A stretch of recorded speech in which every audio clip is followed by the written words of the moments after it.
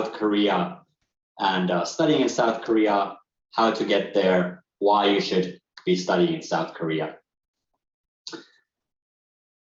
I want to wish a warm welcome to all the students or university staff that are here with us today in the Zoom call, as well as hopefully on Facebook as well.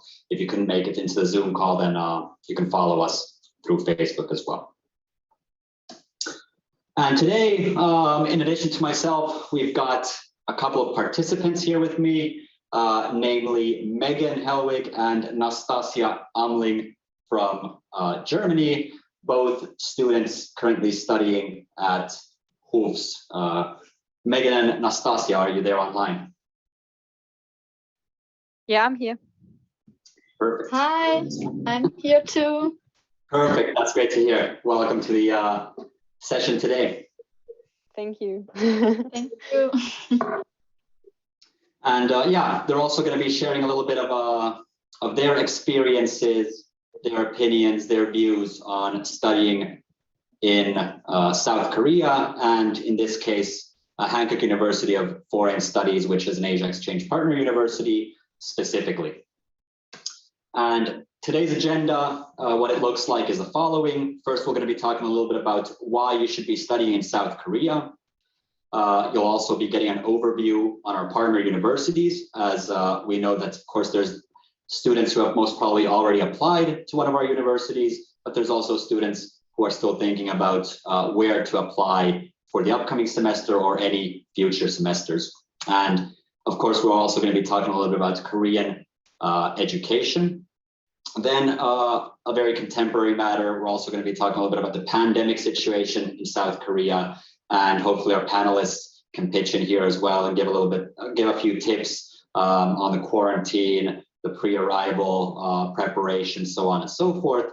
And then last but not least, we'll have a Q&A from the audience. So if you have any questions that you already have in mind or that pop into mind during this session, then please post them in chat, whether they're for me or our panelists. We're going to look to answer as many as we can by the end of today's session. All right, but let's move forward. Before we get into the first topic, why South Korea, I also want to mention that this is an interactive webinar, so there's going to be polls popping up here and there throughout the webinar. So be sure to be on the lookout for those, answer them, and it's kind of your way to also influence the discussion a little bit. And we'll be touching on the subjects and the poll results together with the panelists here today.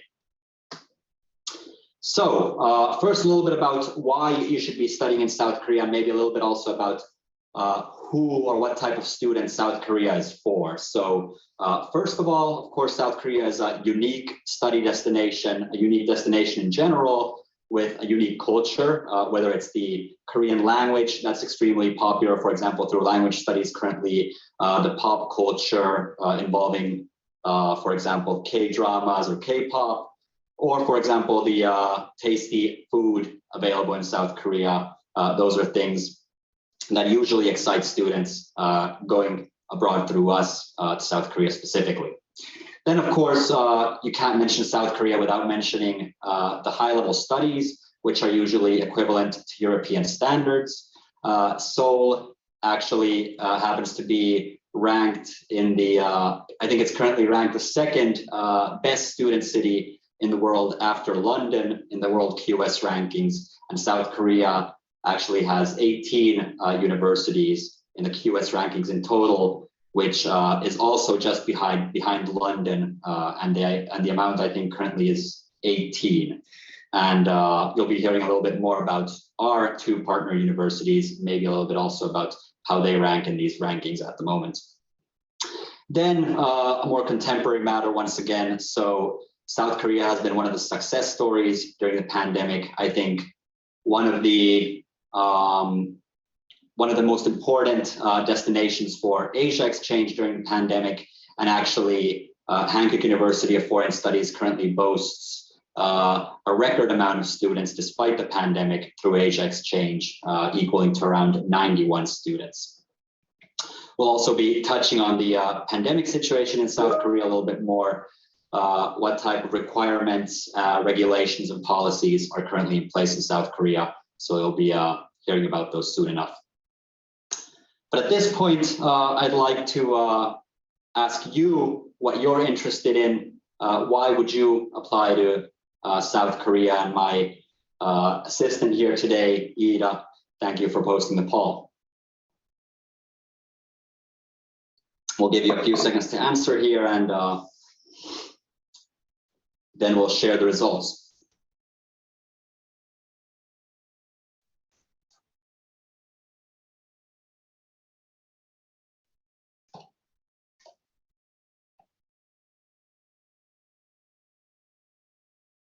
All right, so we didn't get everybody's answer here. I think there's currently around almost 100 participants in this, but we got around half of them. So maybe next time we'll give the participants a little bit more time. But it seems that this poll amounted to a high level of studies in Korean universities, which is great to hear. At this point, I'd like to also ask our student panelists, why did you apply to study in South Korea? Can you maybe give your insights on this? Is it something similar to what's in the polls, or maybe it's something different? Yeah, so I can start. I mean, I wanted to go to Asia. That was my first requirement. And then I was informing myself about like Asian countries, and I also knew K-dramas, and that's why I kind of was familiar with Korea. So I really fell in love with the culture, and yeah, then I decided for it, and it was the right decision apparently, because it's actually possible to go here.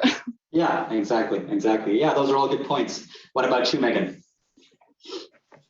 Yeah, so basically, I started getting really interested into like the whole Hallyu wave, so like K-pop, K-drama, everything like that, like 3 years or 4 years ago, I think. And then I got really into like language learning and the whole culture behind it. And actually, I wasn't interested in Asia at all before that, but I think I just like fell in love with the culture. So like it's a mixture of everything, I would say. Yeah. That's a very good point as well. So definitely, Korea is a kind of a country of many different, it contains a lot of different elements, right? A lot of different interesting elements. You also mentioned the Korean language. Are you currently taking a Korean language course through HOOPS, for example? Yeah, I'm taking Yes. like the Korean 1 class, Nastasia as well, and we're both taking like a survival Korean class, which is just, it doesn't get you credits, but you can get a certificate. Yeah, exactly. All right, thank you for the insights regarding this. Guess it's time to move on. So next, we'll be talking a little bit about our partner universities in South Korea, those being Hankuk University of Foreign Studies and Hanyang University, specifically the Erica campus. And well, a few quick facts. Both universities offer both bachelor and master level studies. There's accommodation available on campus if students wish to stay on campus. And the programs are a little bit different in regards to both universities as well as the fields of study, but Hankuk University offers semesters abroad for exchange students. They also offer a full 4-year bachelor's degree, as well as a summer school lasting a couple of weeks, which unfortunately during the pandemic has been fully online. Hanyon University, on the other hand, offers semesters abroad, and then for those students who are not currently enrolled in a university, you're still able to apply for a gap year program at Hanyang University. During the pandemic, unfortunately, there's been a bit of problems getting students with applying to a gap year program without the student visa into the country. But nonetheless, we hope that this is something that will kick off in the future. And then, of course, it's important to mention a little bit about the differences between the universities. So in terms of Hankuk University of Foreign Studies, it's ranked as the most international university in South Korea. And it's also renowned for its Korean language center, where students going through Asia Exchange can choose a intensive language course and pay a little bit of extra money for that if they're really into the Korean language, for example, or just take a regular survival course so to say, free of charge. Another important thing to mention about Hankuk University of Foreign Studies is that it is centrally located in Seoul. If you attend the Seoul campus, and if you do attend the global campus, then it will be, or you will be located a couple of hours outside of the center of Seoul.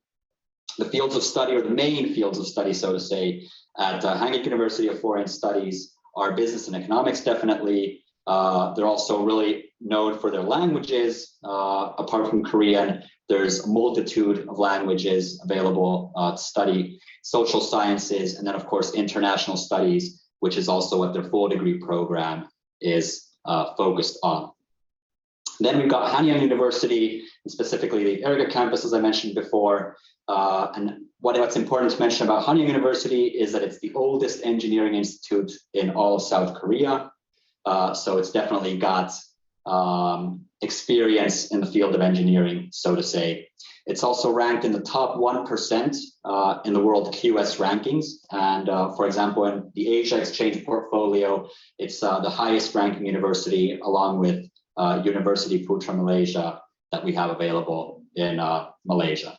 And through us, if you're a student going to Hanyon University, you will be attending the Erga campus, which is located in Ansan. So you'll be attending a campus by the shores of the Yellow Sea.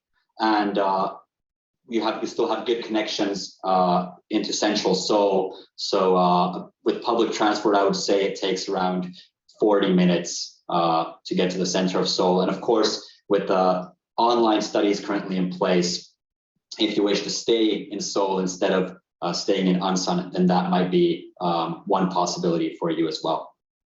And of course, it being the oldest engineering institute in South Korea, the fields of study are heavily focused on various engineering fields, but they also offer business, economics, architecture, computer science, Korean language courses, of course, as well, among other various fields of study. And at this point, again, I'd like to interact with the audience and get your first feelings on or expectations on the level of Korean higher education compared to maybe, for example, your home university's level of education.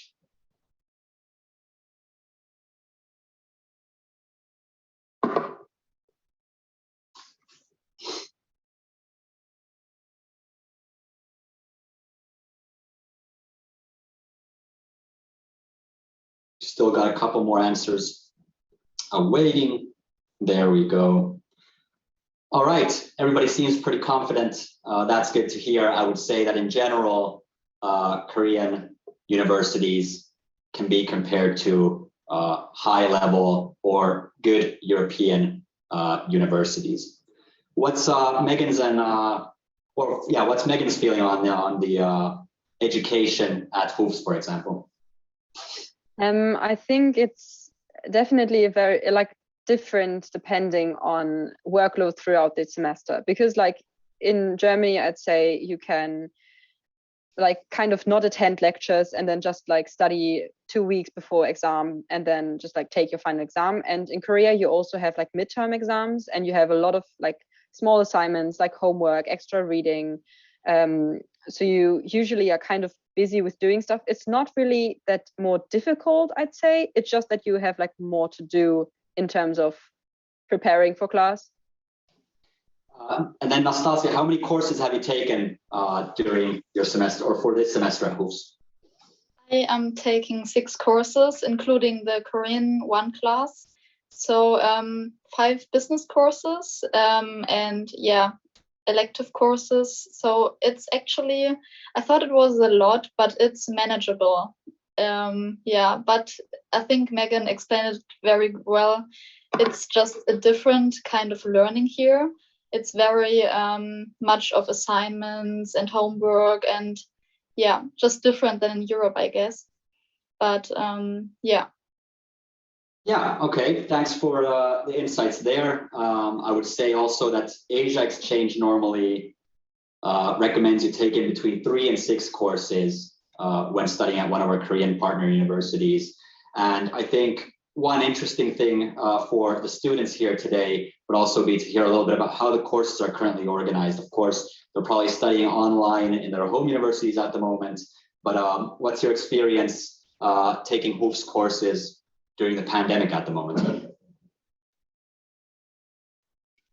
So my courses are online too. It always depends on the situation, but for now the courses are online. And yeah, there's live meetings, like most of the courses have webinars where we have to attend, but there's also courses who upload the lectures and we can watch it like within a day or something like that. So yeah. Okay, so they're trying to at least be a little bit more flexible when it comes to, let's say you have two courses overlapping, you can watch a recording of the course you weren't able to attend at a later date, for example. Am I right?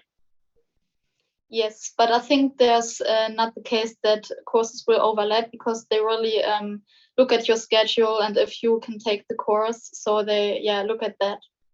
Okay, okay. Then I'd also like to ask Megan a little bit about your experience with the course registration in Korea, because it's also important to mention that normally in most Korean universities, the course registration can be quite competitive, and exchange students will normally be competing for courses together with the local students. So Megan, what's your experience with course registration? So basically the thing is that the College of Business Administration is restricted. So only the Korean students can register in the first round of registration. And usually that's like 1.5 months before university starts. So we try to get into other courses like substitute courses or courses from other departments. Like you can also take courses from international studies, for example. But it's basically 2 in in Europe at that time. So we were all on dispatch or discount or something, like one chat Discord. room and Discord. Yeah, that one. Thank you. And we're all talking to each other at 2 in for I think 3 weeks. No, 3 weeks, 3 days straight, because it actually is done over 5 days because they change your status every day, because some courses you can get into when you're a senior, some courses you can get into when you're a junior. So it's kind of exhausting the first time, and it's you don't know anything, but actually it's fine because there's a second registration round, and usually you get into those courses then. In the second registration round, you can also get into the business courses or try to get into them. I actually wanted to take 4 and I only got into 3. So I didn't get into 1, but I could manage with my university anyway. I would just advise you, if you want to take a lot of business courses, try to maybe look into other departments and see if you can maybe take a course from another department, because your chances are not low to get into business courses, but there could be a risk that you don't get into one. So maybe keep that in mind. Yeah, thanks, Megan. Thanks, Megan. That's exactly right. So the business courses normally at both universities would be some of the more or the more popular courses. So it is a little bit more difficult to get into them. But as Megan mentioned, you are able to find substitute courses as well. And what's important to mention also, as Megan said, there's 2 rounds of course registration. So normally we get messages from panicking students, hey, I wasn't able to get into this and this course during the first round, but you always have the second round of course registration, which is usually held during the first week of the semester, where you're able to also enroll into courses that you may have missed during the first round. All right, then we get into the, let's say, the more contemporary matters in current times. And we're going to talk a little bit about the pandemic situation, specifically in South Korea. As you can see here from the map, in general, Asia is less affected, especially Southeast Asia, when it comes to the COVID-19 pandemic and the cases popping up. And as I mentioned initially in the webinar, South Korea has been doing extremely well during the pandemic. So they have pretty strict immigration regulations. They've been able to provide and execute extremely effective testing and tracing of COVID cases. There's a 14-day quarantine in place currently, and tourists aren't allowed into the country at the moment.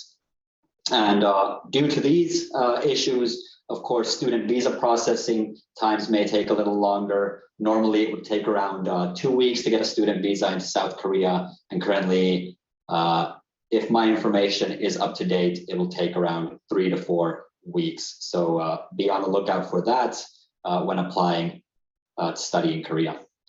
And then one more important thing to also note, as we did hear from Megan and Nastasia just now, classes are mostly held online. They can also be held offline depending on the level of alert in Korea at that current time.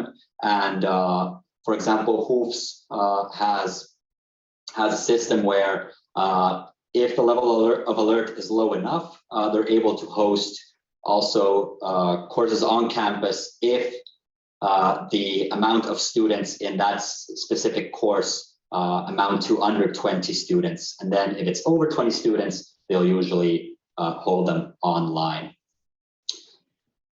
And at this moment, I'd also like to hear the audience's thoughts on what they're most worried about in regards to Korea specifically and studying abroad during the pandemic.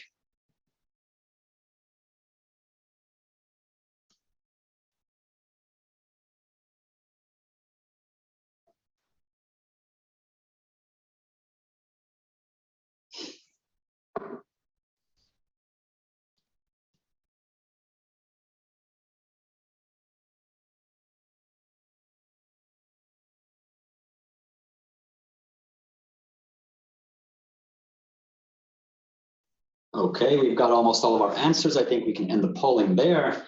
Seems like everybody's a little bit worried about everything, right? So it's a pretty tight race here. I think we could touch on the pandemic situation and the restrictions in South Korea. What's your current feeling, Megan, for example, here? You could start off by talking a little bit about, let's say, activities outside of the campus, how the university has been dealing with the pandemic situation on campus. I know you're staying in one of the on-campus dormitories there currently. So could you give us a little bit of insight regarding that? Yeah, so basically something that just happened today is that every student in the dorms got like a bundle of masks from the university. So like, I know that it's not usual in every country to just like get masks for free, but we got a lot of masks from the university, which is really nice. Basically, you don't really feel the pandemic here. You just like, you wear a mask everywhere you go. It doesn't matter if you're alone or if you're outside, you always wear your mask. And you're only allowed to go into like restaurants and stuff with 4 people in total and be outside with 5 people in total. But I think that's still really nice because it's not restricted to like households or anything. It's just like single persons.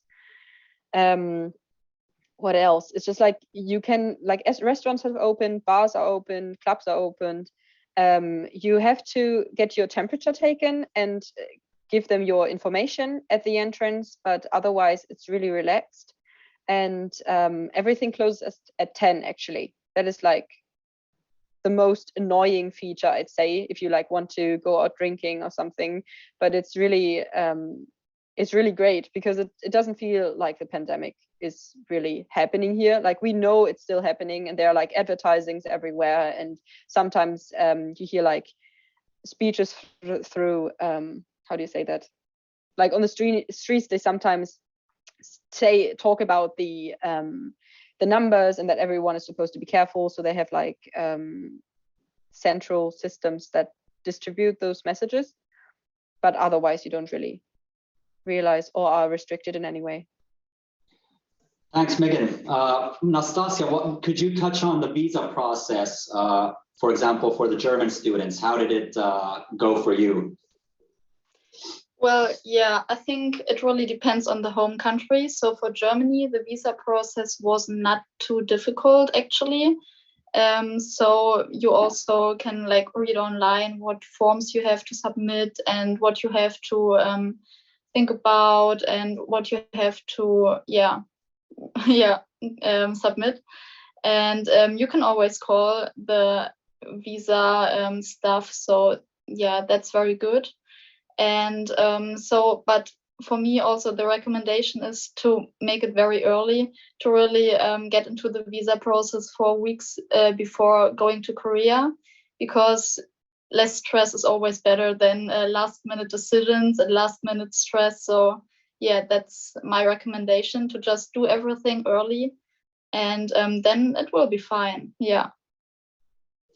Thanks, Nastasia. And because these the results here are pretty tight, so to say, how do you guys feel about the studies being online at the moment? I'm sure you were studying online in your home university. Did that kind of help you adjust to the Korean classes being online, or has it been difficult for you, so to say?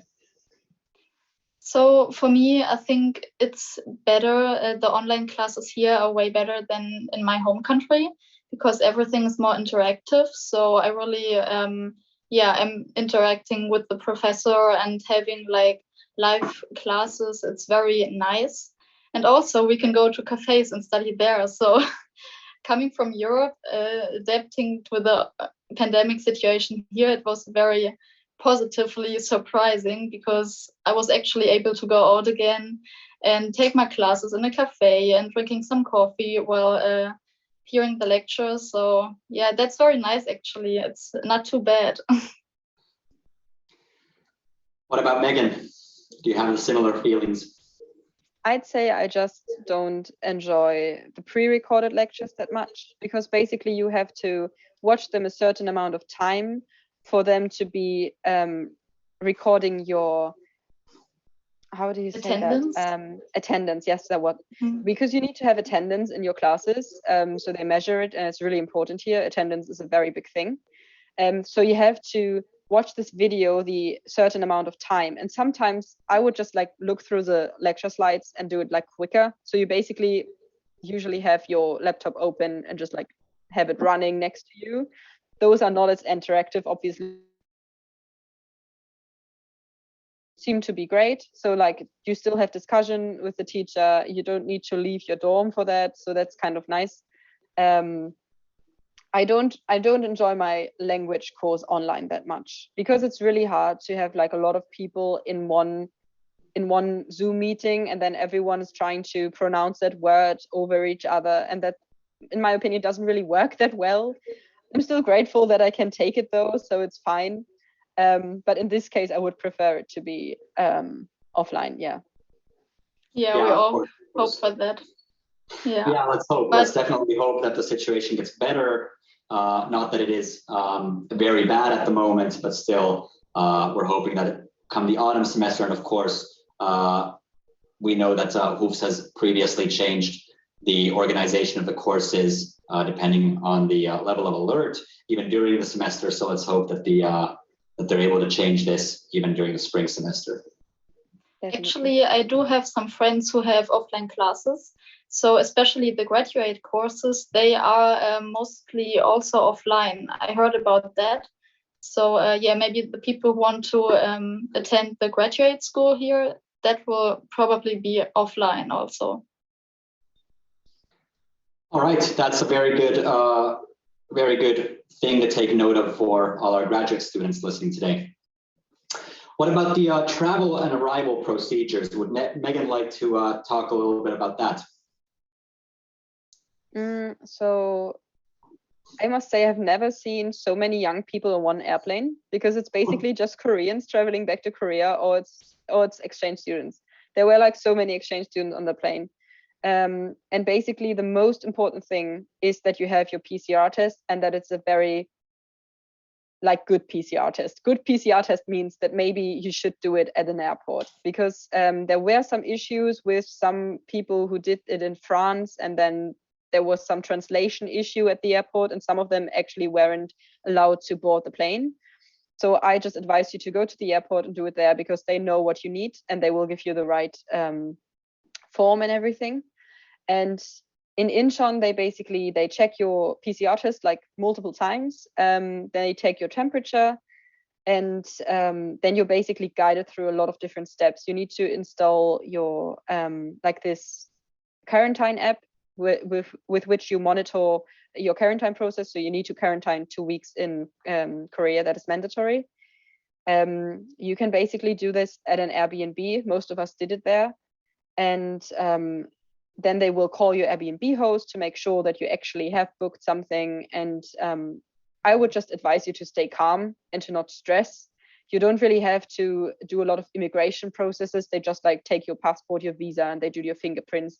You don't need to explain yourself why you're there or anything like that. They don't really talk to you that much. It takes a while till you get to the taxis that bring you to the health center where they do like the first COVID test, and then they bring you to your dorm, like not your dorm, your Airbnb. So it's like it's a long process, and it's can get tiring, but you just like have to stay calm and get through it. And it's not as horrible as it may sound. It's something necessary.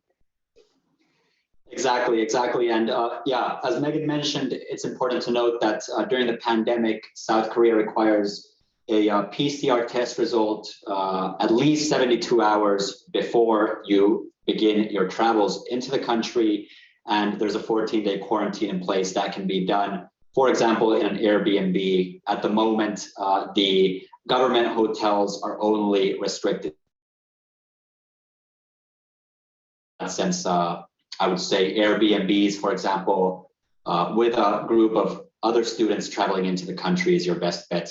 Did Megan or Nastasia, did you actually quarantine with anybody else, or did you do it alone? I did it alone because I was a little confused if it's okay to have like one bathroom and 2 people in one flat. So I was going with the safe way. So I was quarantining alone. And actually, I do have a recommendation concerning what Megan was saying in the airplane. And my recommendation is to have your contact information of the contact person in Korea, like the telephone number and the address of your Airbnb, always with you, like online, like on your iPhone or something, and on a sheet of paper to just fill it in everywhere, because every form needs to have like the telephone number, and every form wants to know the address where you are quarantining. So yeah, that was another tip I wanted to give. Yeah, those are all good tips, definitely. And yeah, so you mentioned that there are regulations to the quarantine as well, the bathrooms, the bedrooms. So the official regulations currently are that if you do quarantine with somebody else, the residence where you quarantine should have a separate bedroom and a separate bathroom for everybody in or staying at that residence during quarantine. What about Megan? Did you also quarantine by yourself? Yes, I did. Actually, like Nastasia and I met over one of those Asia exchange groups. And we were thinking about quarantining together because we arrived on the same plane. But it was we were so unsure, like we were a little bit scared that something at the airport would go wrong, and then people would say, yeah, no, you can't quarantine together. So actually there were people who quarantined together and everything was fine, but I quarantined alone and it was fine as well. I think maybe it's even like preferable, because if you don't know the other person that well, and then you have to be in a small space with someone else for 2 weeks after like doing something very different and emotional, maybe it's a bit much. Exactly. And I think it's also important to note that the arrival procedures, as Megan mentioned, you just need to be patient. You will be guided through the whole process. You can go there kind of and expect to be guided through the whole process. So you do not need to prepare a lot. I think the one important thing that Nastasia did mention is have the residence and contact person of your quarantine residence with you, and preferably in the Korean language, so that the officials at the different checkpoints can check for those. But hey, at this point, I think we'll move on. So thank you to the audience for answering the questions, and thank you, Nastasia and Megan, for your insights regarding the pandemic. Last but not least, we'd of course like to talk a little bit about any tips on your future semester abroad. in Korea specifically. And a few things that I would like to note before we go on to our panelists is that take note of the special measures that have been talked about, for example, in this webinar that are in place during the pandemic, the 14-day quarantine, the PCR tests, so on and so forth when planning your travels, as you may need to arrive earlier than you normally would, for example, into the country, and be patient with the arrival processes. Also apply for your visa early enough, gathering the required documents you may need during your travels, such as, for example, electronic documents that you will receive from us, required for the visa or the acceptance letters, so on and so forth. And then definitely do some research on the culture and the language, the do's and don'ts in Korea. And last but definitely not least, the earlier you complete your application, the better prepared you will be. And of course, Asia Exchange will be there to guide you through the whole process. So if you have any issues, any concerns before, during, or even after your semester abroad, we're here to help. We will be hosting a pre-orientation webinar for you. We'll be telling you when the course registration dates are, the times, so on and so forth. So you can be sure to be well informed about everything regarding both Hanyon University, Hanyon University of Foreign Studies, or any other destination that you're thinking of applying to. Then once again, I'd like to ask the audience what you would like to hear more about from us or from the panelists before we move on to the Q&A section.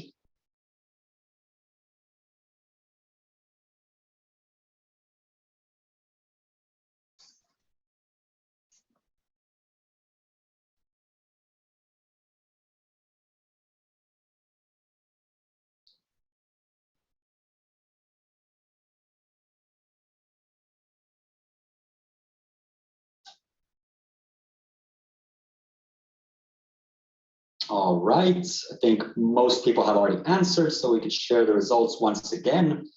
And looks like most of the people want to hear a little bit more about daily life and the possibility for activities in Korea during the pandemic.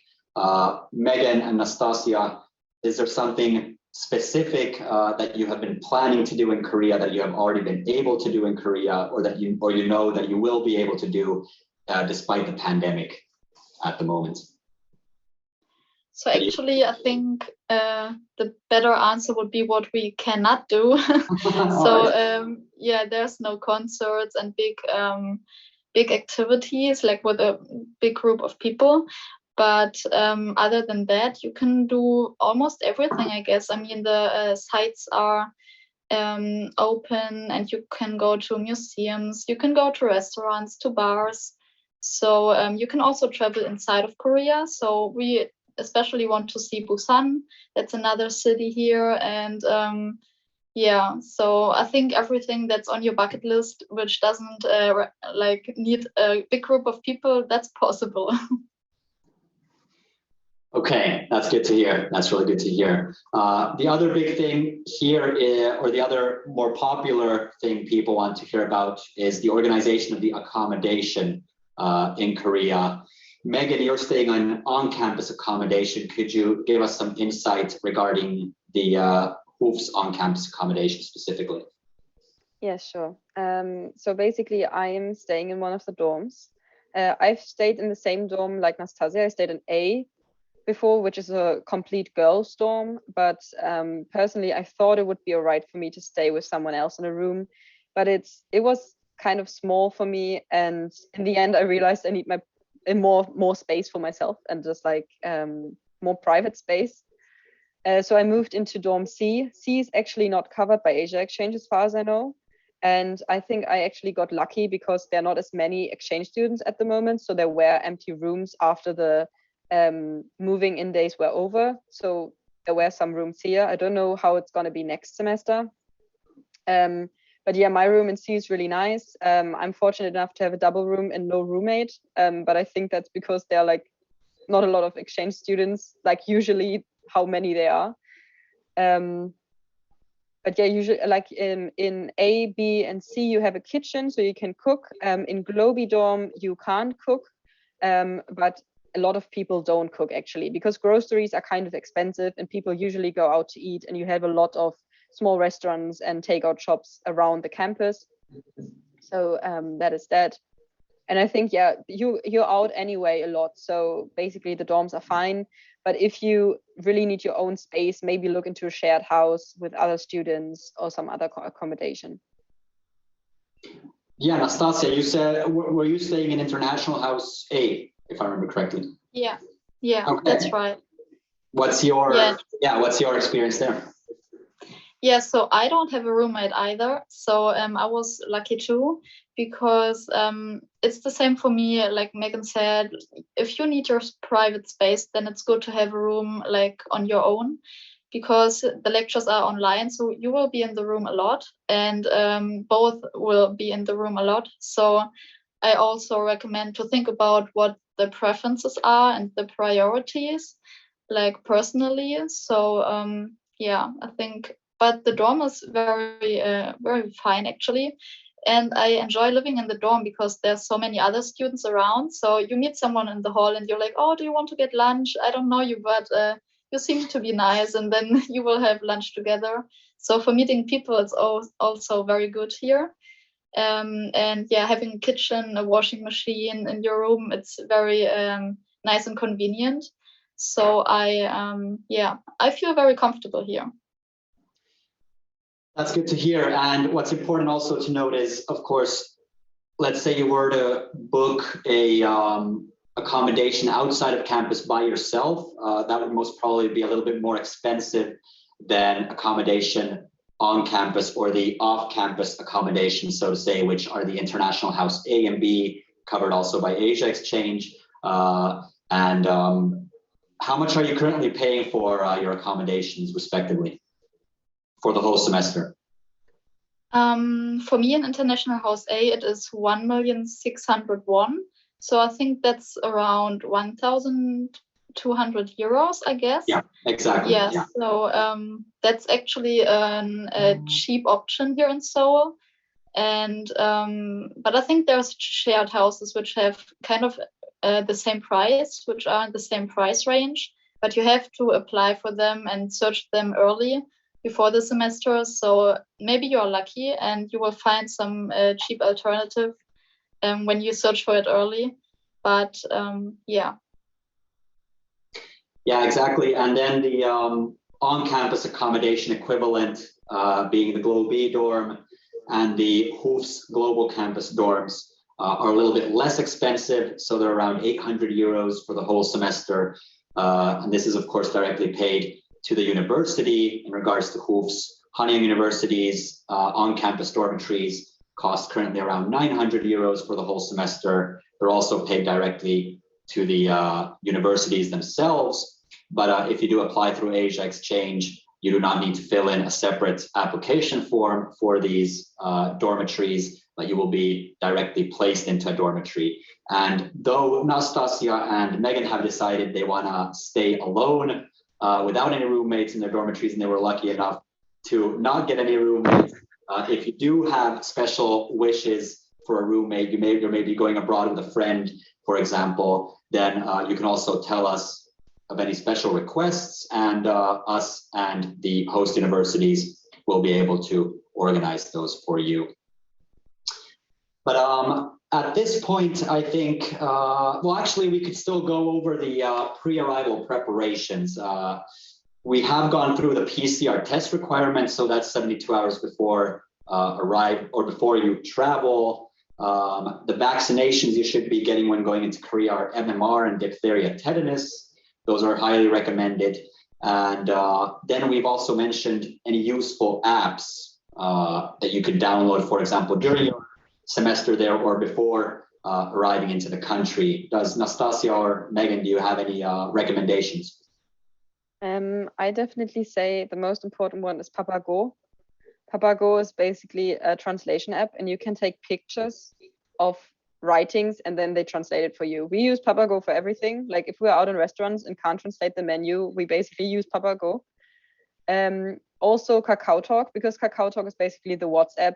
Like even health officers at the airport will ask for your Kakao ID, and it's super convenient if you don't have a telephone number yet or a SIM card or something, so you can show them this. Then I would also say Naver Maps.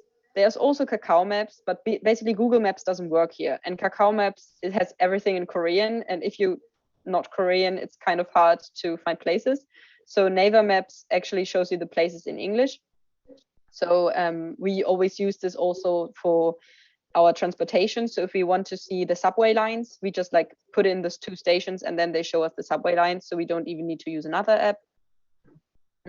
I can't think of any more. Nastasia, do you have any more? No, I think that's the most important ones, yeah.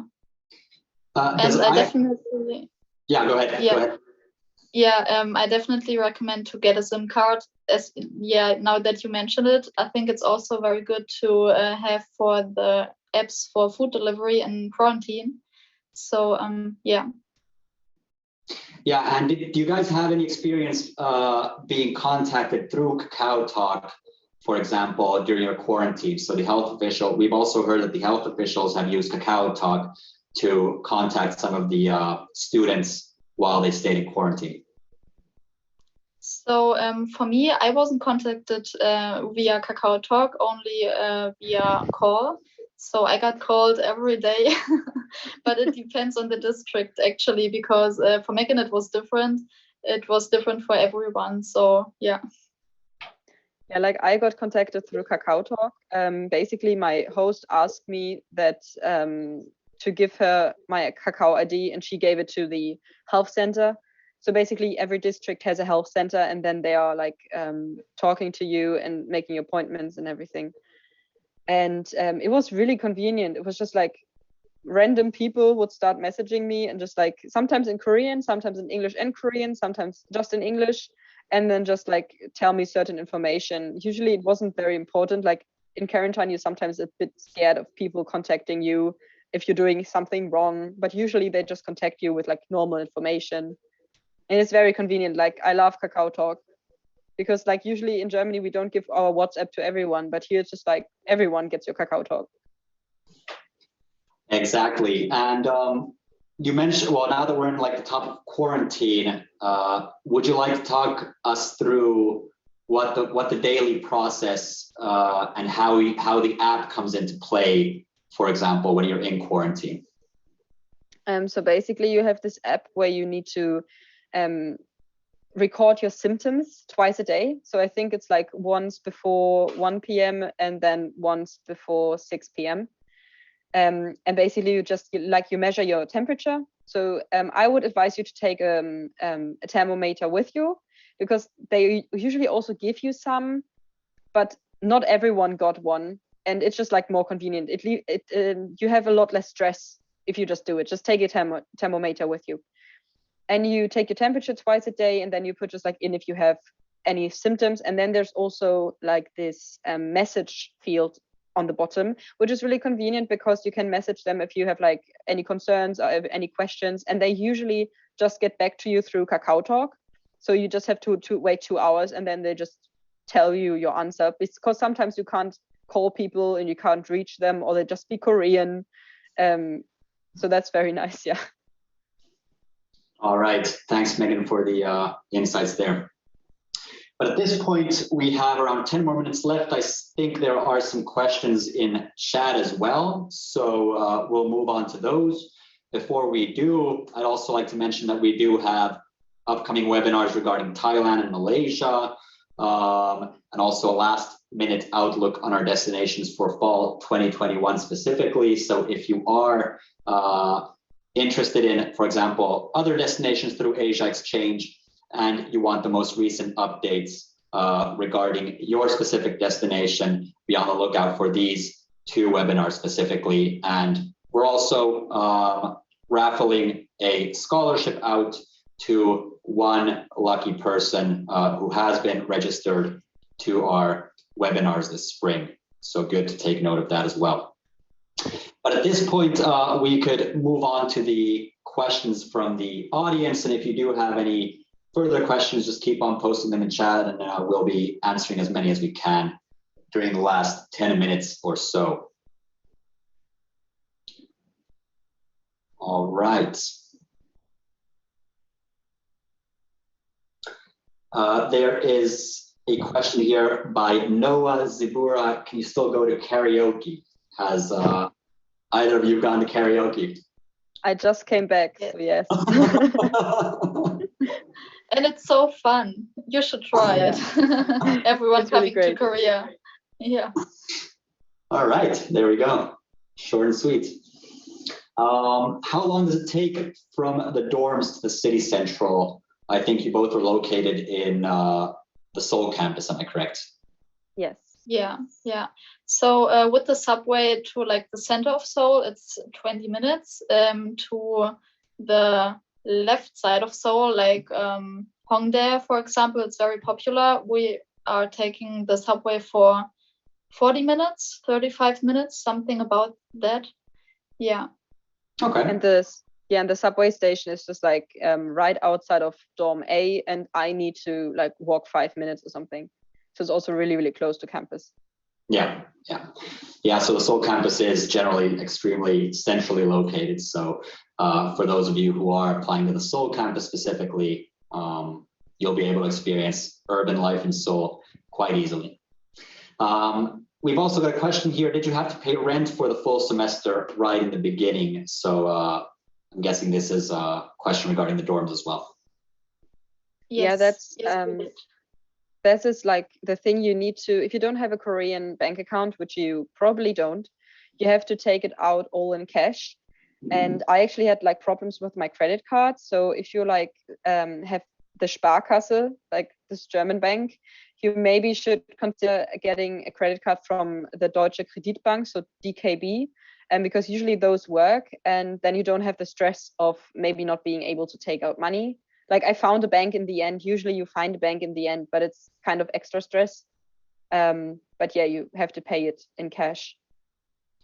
There's also a question here. How much pocket money do you recommend per month? And do you feel like you're able to also get by fine with just a credit card, or would you recommend taking some cash with you as well? So I would definitely recommend to take some cash with you, just to be sure, because in the taxi it's not easy to pay with credit card. I don't know if it's even possible. So just to have something with you, it's very convenient to have some cash. And pocket money, I think it depends on the lifestyle. I mean, for me, it's like 20 to 30 euros a day. It depends, like in average, yeah. Okay. Megan, what would you say here? I try not to think about it too much. Like I'd say the thing is, I'd say it depends on your lifestyle. It really depends on your lifestyle. Like I know there are people who go to restaurants a lot, like to expensive restaurants. And there are people who go to pizza school, which basically gives you pizza for €4.50. So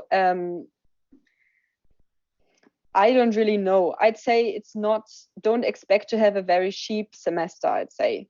So you don't want to think that, because when you come here, you will stress about the money too much. So I'd say think about like maybe the equivalent to living in a kind of more expensive city in Europe. So maybe Berlin or Hamburg or something right like that. Also because most of you have probably been in lockdown for a very long time. So you want to spend some money, and it may seem a lot at the beginning, but I don't know, maybe it's 700 a month. I'm not sure. I have no idea. Yeah. I mean, that's a good estimate, I'm guessing as well. Then we have a question here. With a student visa, can you arrive early before the first semester starts? Say I book an Airbnb 3 weeks before the first semester starts, 2 weeks for the COVID quarantine, of course. Is that possible with the student visa? So I can answer that. Yes, that's possible, and that's highly recommended that you arrive at least 3 weeks before the semester starts, because orientation will most probably be held at least 1 week before the semester starts. That will most probably be online due to the pandemic, but it could be offline depending on the situation in Korea. And then you're also going to have the second round of course registration during the first weeks, So you do not want to be traveling during these times. Do you have to rent an Airbnb independently of your university so you can quarantine there before arrival? So yes, you would need to rent an Airbnb, highly recommended, and you can do so, as Megan and Nastasia mentioned, with, for example, a group of friends. Is there a possibility of having a room with a kitchen and bathroom for individual use, or a mini apartment within the university? So maybe you guys can shed some light on the dorm amenities that you guys have available. So basically, I know in C are single rooms. They are a little bit more expensive, but as I said, they're not distributed over Asia Exchange, and I think others have like priority. So I don't know. It's also, some people stay for like 2 semesters. So sometimes those people who are already in the dorm have like a priority as well. So I wouldn't bet on it that you get into those rooms. And I know that A and B don't have single rooms. So in that sense, I think shared houses are probably the best bet. Yeah, and from my understanding, Nastasia, you do have kitchen facilities available for you at International House A. Yes, I have a kitchen, a washing machine, a fridge, and yeah, that's everything in here. Also a bathroom. Yeah, but normally the room is for 2 people, so it's not for you alone. But I got lucky. But you cannot plan with it. Yeah, that's right. All right. Then there's a question here: do the 2 registration chances go for more universities? I'm going to Busan National University if all goes well.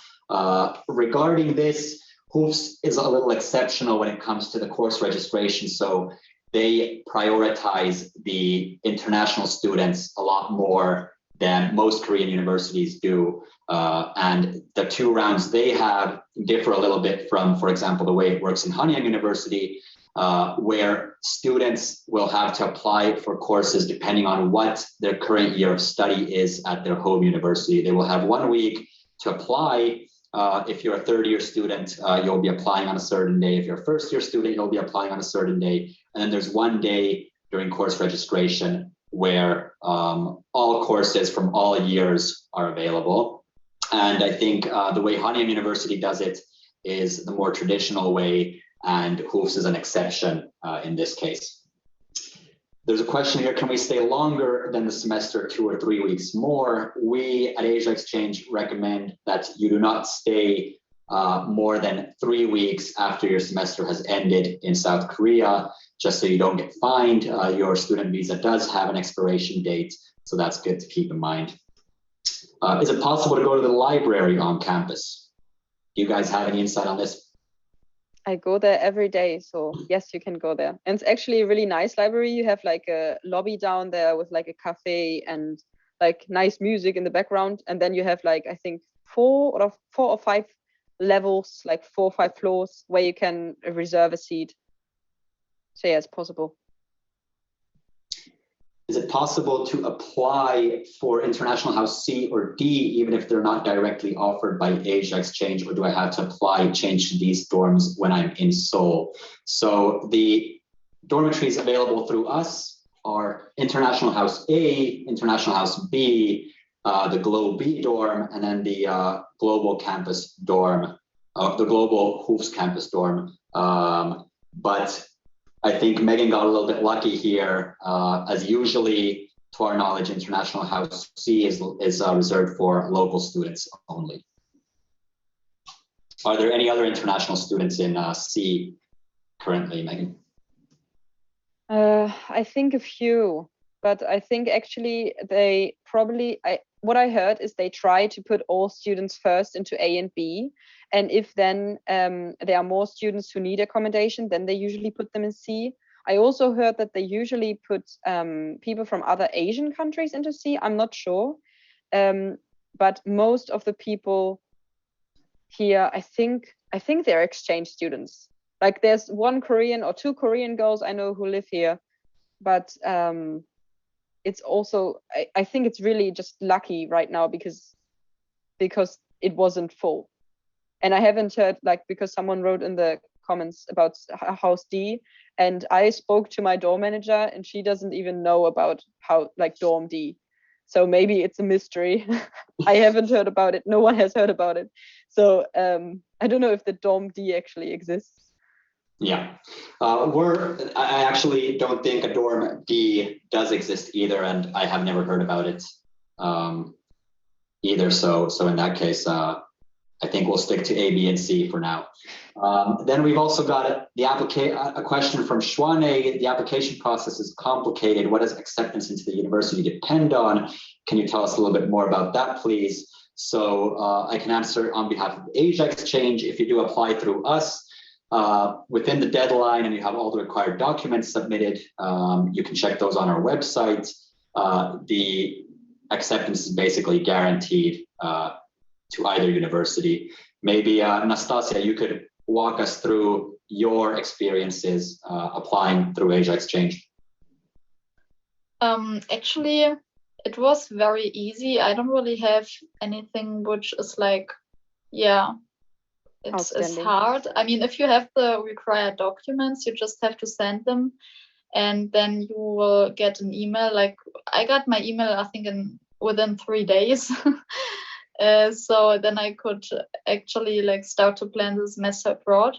So if you have the documents which are like written on the website, then it will not take a lot of time.